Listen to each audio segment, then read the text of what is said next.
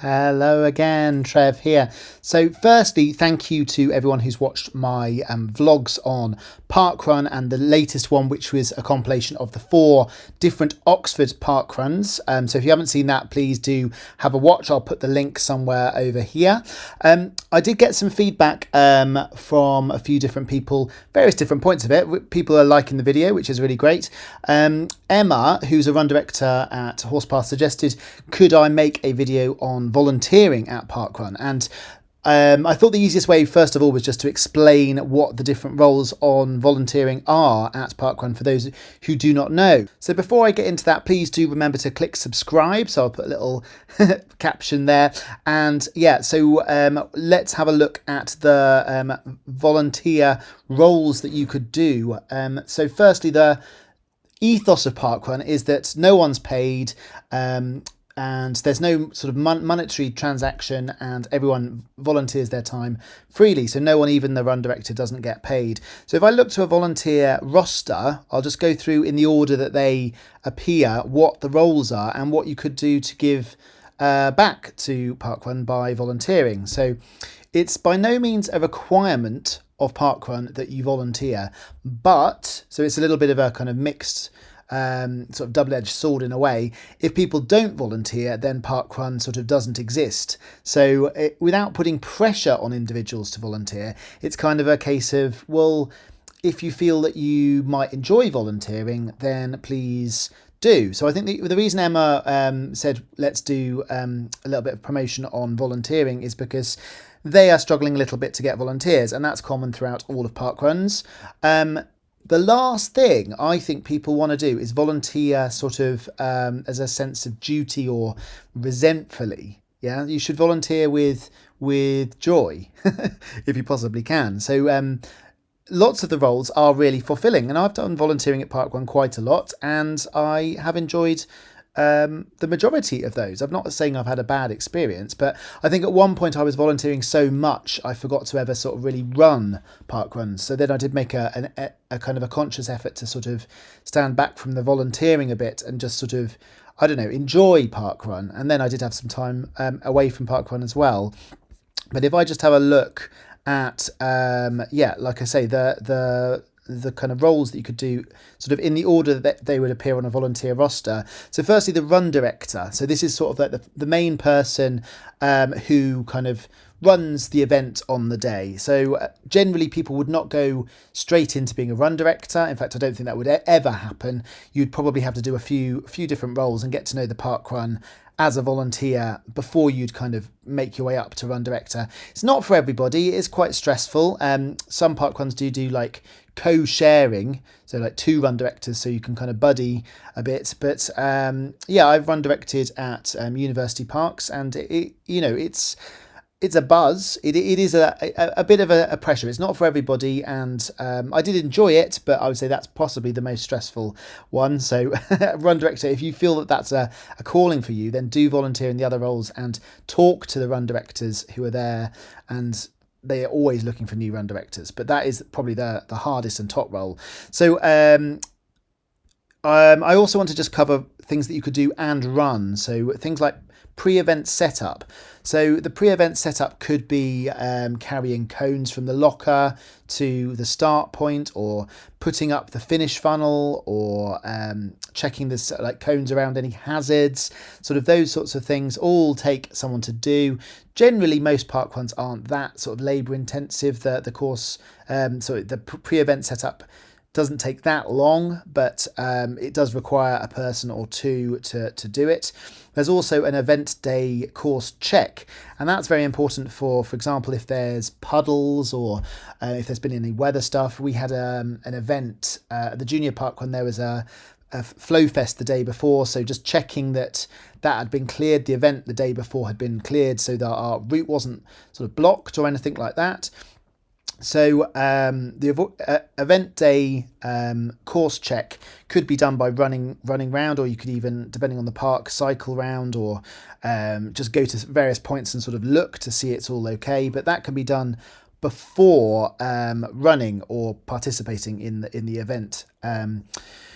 Timekeeper. So the Timekeeper, as you will probably be aware, a lot of people come to Parkrun because it's a timed event. It's not a race, so that's quite an important distinction that they've made quite a bit. So you're not really competing. So there's been a bit of controversy in that in recent times. I won't go into that in this video, I don't think.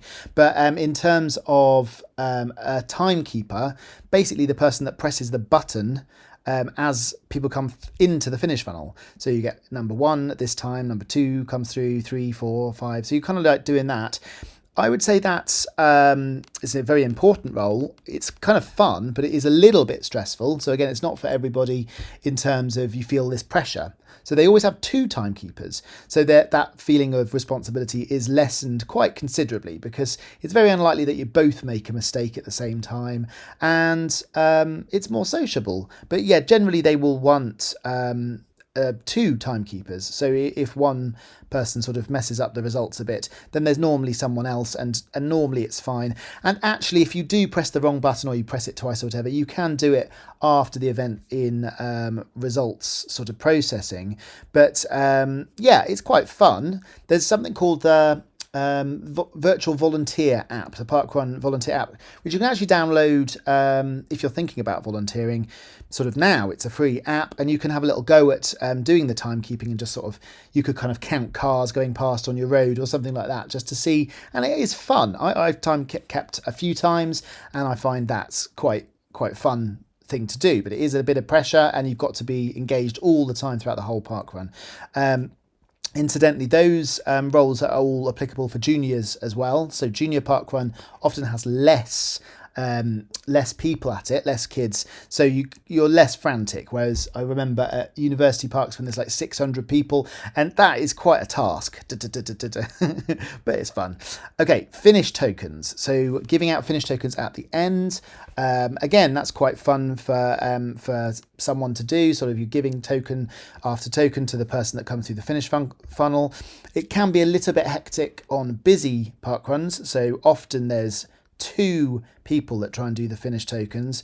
And again, if you're not that sure if you will enjoy that sort of role, you could buddy up with someone, like go with someone that's done it before perhaps, or even go to a juniors event where there's less people, or a quieter event. So maybe don't put if you've not done a role like that before, don't go to a busy parkrun and say, oh, I really want to do tokens, because actually giving out tokens, if you're giving it to 600 people, is still quite a task.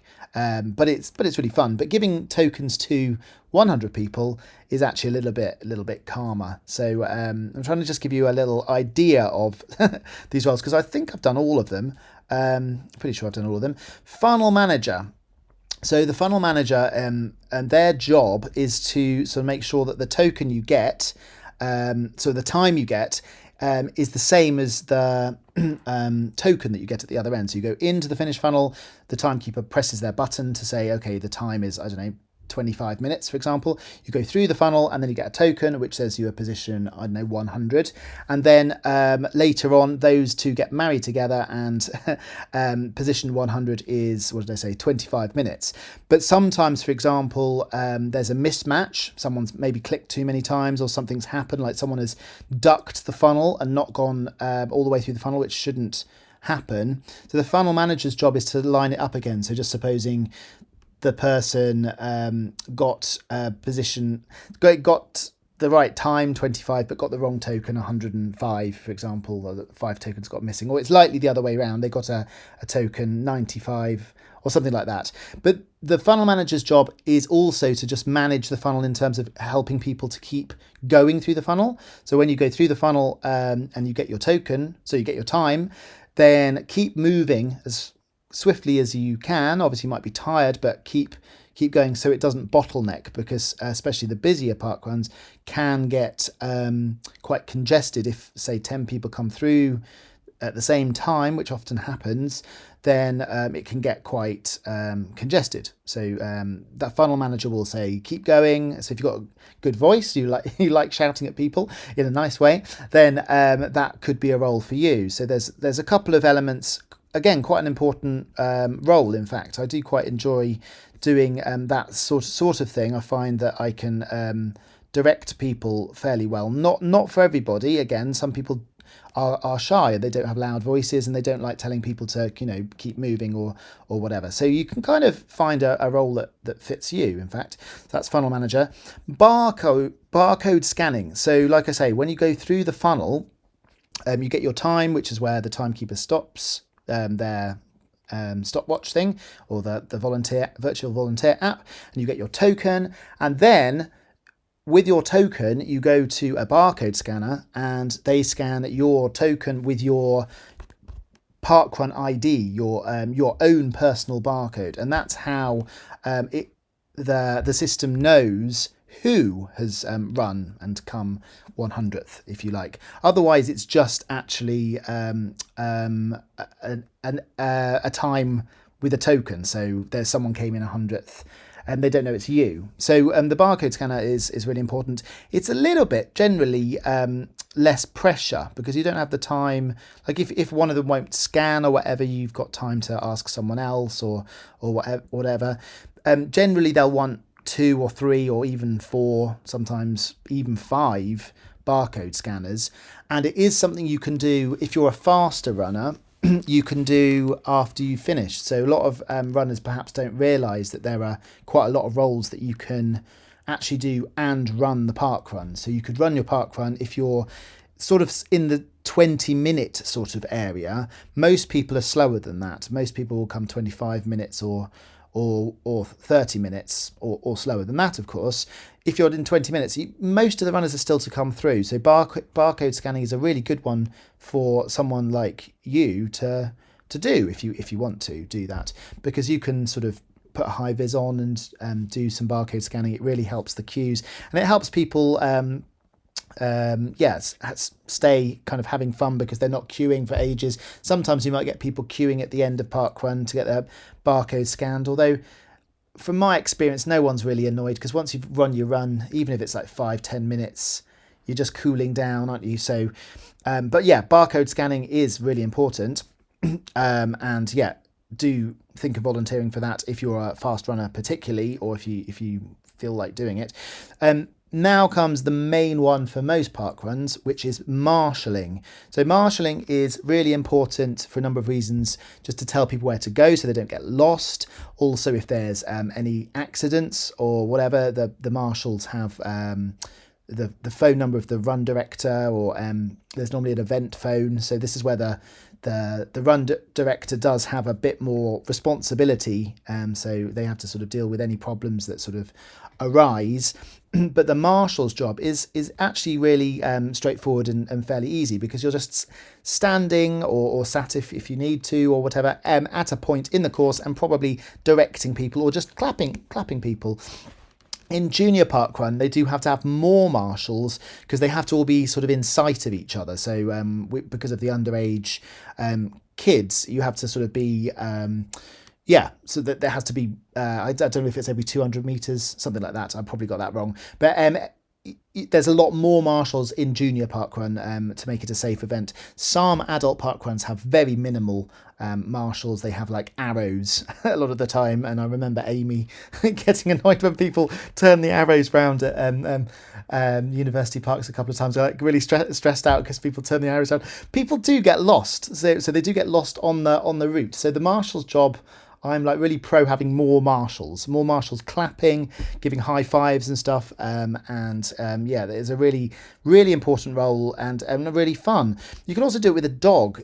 So juniors is slightly different. So you have to check about dogs. Generally, dogs are not as included in the juniors events, but in the adult events, dogs are kind of welcome in loads of different domains. So check with the actual event, but for example, you can run with one dog on a lot of courses, but you can also marshal. So you could actually be a marshal with a dog. If you've got a kind of fairly well behaved dog, you could be a marshal with your dog. So that's a really nice way to spend a Saturday, perhaps, to walk with your dog to your marshal point, and then point one way or the other way. And your event sort of we'll get onto that actually later, but the volunteer coordinator will help you find a role. If you don't know what you want to do, you can just email and say, I'm really keen to marshal, but I don't know what to do, and they'll suggest some things. But marshalling is is very needed. They'll always do more marshals, and I don't think they'd ever really turn away an extra marshal if you turned up on the day and thought, actually today I'd like to marshal, and you go a bit early and say, well, could you do with another marshal? They'll always stick you on the course somewhere, and extra support is always really helpful. So obviously they need a certain amount of marshals to run the events, so if you know in advance, that is the best. But don't be afraid of just saying on the day, actually I could be an extra person if that turns out, or if you're not really feeling like running, or if you're not a runner or not a walker or runner that wants to do the course, you could go along and say, well, hey, do you want me to be another marshal? And there'll always be some room for you. Okay, so there's a few more. So tail walker. I did tail walking the other day at junior parkrun. I've only done tail walking a handful of times, I think, but tail walkers are the last person to finish the course, both in juniors and in adults park runs. Or so the idea is that no one gets left behind, which is true, more or less, and they need to stay at the back. I think the tail walker is a massively important role, massively, because the people at the back are the people that you need to take care of and make sure they're happy and feel included. I unfortunately have felt that sometimes, as I put in my vlogs, the tail walker can perhaps get that role slightly wrong. They can walk a bit fast and the person can feel under pressure to walk, which is why I think Parkrun doesn't actually include walkers that well. And if you feel like it should include walkers better, then maybe you could be part of that shift by being an amazing tail walker. So the tail walker is last to finish, and they chat to the people at the back sometimes, or give them space. I think the most important thing is, if you're a tail walker, is to give space to the person at the back. The aim is to make the person at the back feel that they're not last, but they're also not rushed. I think that's a really, really important role, and it's not actually as easy as it sounds, especially if you've got someone that turns up that is very slow. So if someone is slow, and they did it at the kids, so the kids, the juniors, like for example, they might be like, oh, well, he wants to go to the park, or the parent doesn't know if they're carrying on or not, or they have a bit of a meltdown at the end of lap one. So it can be quite hard just sort of knowing whether you're carrying on or they're going to drop out, or various different things. But yeah, I know some very, very kind, nice tail walkers who have done the role really well. I'm not trying to undersell that. I think it's a really important role, but you'll probably know if that's you. Like if you love walking and you love including people, I think that could be a role for you. There is another role though called Park Walker, which is a new role, which is designed to include more walkers. That was part of the sort of new thing, and you can potentially have more than one park walker. You only really should have one tail walker because they're right at the back, but they could have friends, obviously, that they're walking together, and you could say that they were both tail walkers. But the idea of park walkers is there could be a few park walkers, and their aim is to be in front of the tail walker, but to socialise and maybe sort of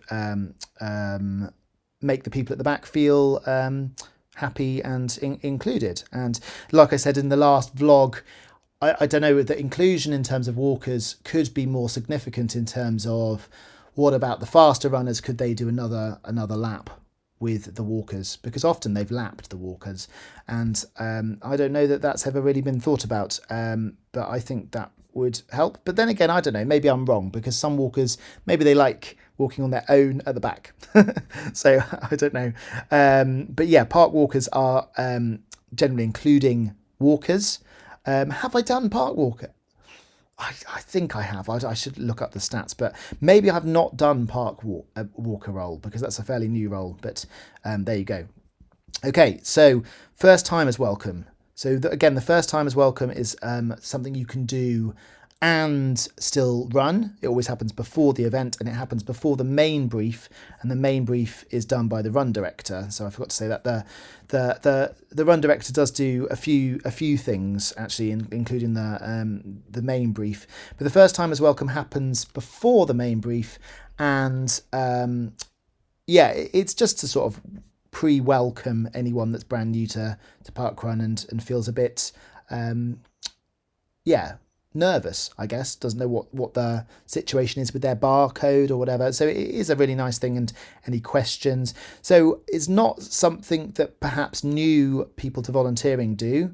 You wouldn't suddenly say, oh, I want to do the first timers welcome. But if you've done a bit of volunteering, or indeed you know Parkrun really well, you've heard a lot of briefs, then it might be something you can do and run, and do another role. So I often at junior Parkrun, I quite often do that and marshal, or that and do the warm up. So the warm up is something that only happens at juniors, although arguably it would be quite fun to have it at the main Parkruns. But yeah, so first timers welcome. Okay, so the next one on the list in the roster is Car Park Marshal. So Car Park Marshal, again, is really important to sort of make sure the cars come in safely and get parked, don't take up too much room. Some park runs do have car parks that you have to pay for, and like I explained in some of the other vlogs, and some have free parking, and some have free parking up until a certain time. So the car park marshal is just to sort of shepherd the cars basically, and be a high-vis, possibly even on the road, depending on where the layout is, to help car drivers find the correct place to be, especially if you've come a long way, if you've never been to the park before. You're on this time pressure to get there before, well, 10 to 9 for the briefing, or certainly 9 o'clock. So the car park marshal can reassure you you're in the right place. Yes, you are doing Parkrun. The first thing that people see is the car park marshal. So very important role again. Depending on the Parkrun, there could be one car park marshal or multiple car park marshals. Very small parkruns might not have car park marshals, like I don't think our junior parkrun has a car park marshal, but it does have a car park, so maybe we should have a car park marshal, I don't know. But yeah, and it should be finished in time to start the run, although I don't know if maybe one car park marshal might stay on afterwards. Probably not. I reckon they would close up the role of car park marshal at sort of 5-2. Although I've never really been at a car park marshal. Have I ever done car park marshal? I think there's that one I can do as well. But at the time the parkrun starts, or a bit before, like the briefing, then maybe car park marshal just goes, right, I'm gonna run. I don't know. So I don't know what happens, but maybe it'd be good if one of the car park marshals was still on site for anyone that's late, and say, hey, don't crash your car, it's okay, it's only Parkrun. You know, you can be a little bit late starting, and then sort of see if you can catch up. You won't get the best time, but you can be safe. So I don't know, to be honest, but certainly if you wanted to run, you could be a car park marshal, and I'm sure you could run. There's only a few more. Seems like there's quite a lot. It's turned into a longer video than I thought. The volunteer coordinator. So the volunteer coordinator is likely to be someone that's already heavily involved with Parkrun. So it's not really one that gets sort of divvied out to people. So the volunteer coordinator will be someone that's done a lot of Parkrun coordinating and stuff. But basically, when you send an email to your Parkrun, the volunteer coordinator will look at that and volunteer and sort of marry you up with the right role. If you've said, oh, I'd really like to volunteer this week, for example, then they might say, oh, well, great, what would you like to do? Or you could do this or that, or we've got a gap here, for example. That could be the volunteer coordinator. There's also sometimes a few other bits, like a communications person. So I don't know what the slight difference between a communications person or the volunteer coordinator is, but I guess if it's a busy parkrun and there's a lot of things going on, then the communications person could assist, I think, the volunteer coordinator. There's also one which isn't on this roster for some reason, but a photographer, which I think is quite a fun one if you like taking photos. you kind of do need to not run, because you've got to sort of take some photos while the event's happening. But I've done it a few times with another role.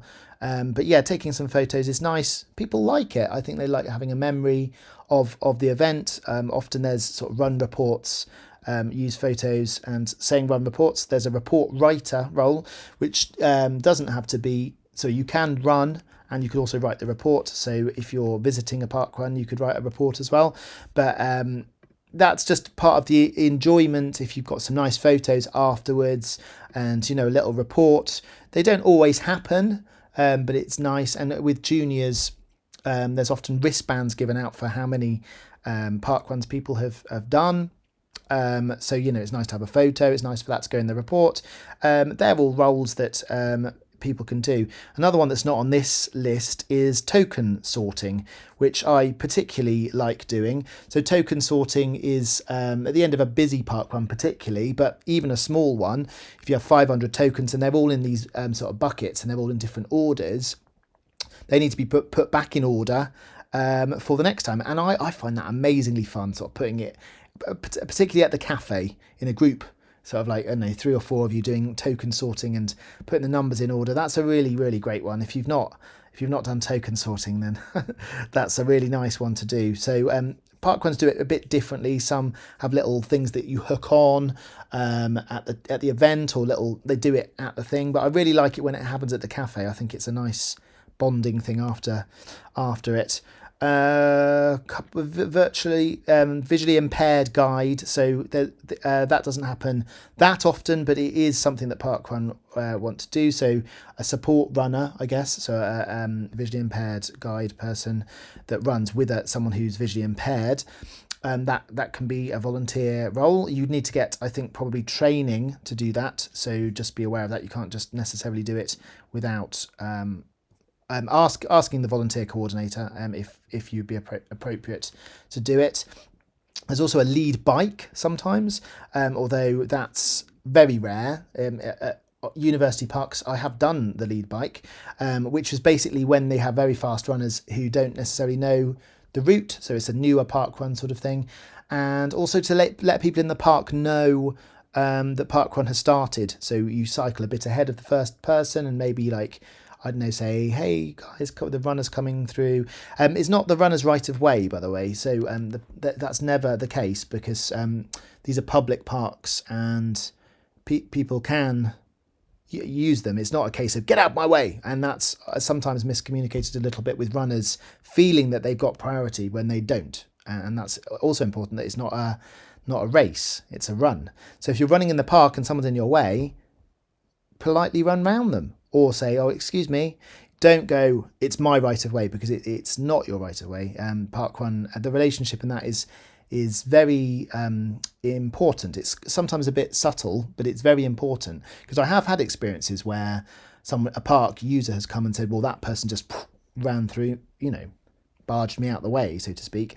And yeah, that's sad to see, because actually the idea is to love the park. And if you're a park user not aware of Parkrun and you're, I don't know, walking your dog or I don't know, just minding your business or whatever, and then someone comes past you, that's not very nice. But anyway, the lead bike as a role, which isn't very common, is kind of to just let people know that Parkrun is starting and to show the route to the people at the front.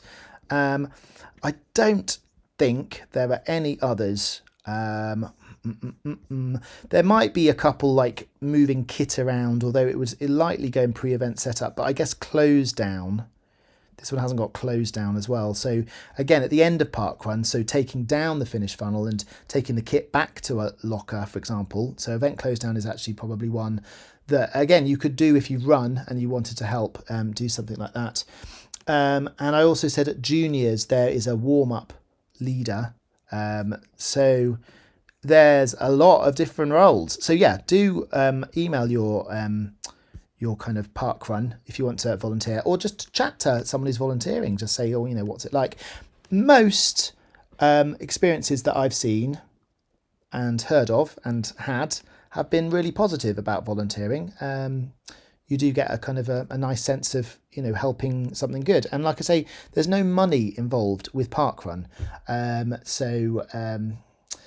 just need to clarify that obviously to start a parkrun, they do have to have money in terms of like the council has to sponsor it, and there are some initial costs like you know, buying the bibs and stuff like that, and Parkrun funds that.